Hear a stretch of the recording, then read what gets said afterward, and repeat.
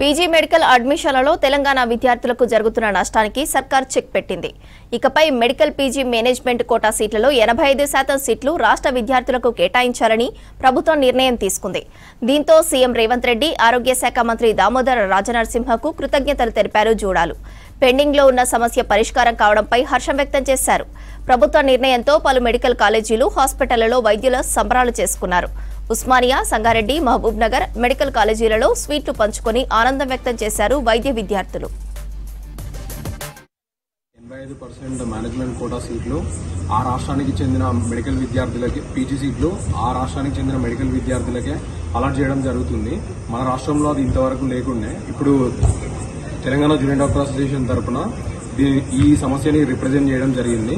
దీనికి పాజిటివ్గా స్పందిస్తూ తెలంగాణ రాష్ట్ర ప్రభుత్వం మరియు తెలంగాణ ఆరోగ్య శాఖ పాజిటివ్గా స్పందిస్తూ 85% మేనేజ్మెంట్ కోటా సీట్లను మనకి అలాట్ చేయడం అనే డిసిజన్ జీవోని పాస్ చేస్తున్నందుకు చాలా కృతజ్ఞత తెలియజేస్తున్నాము.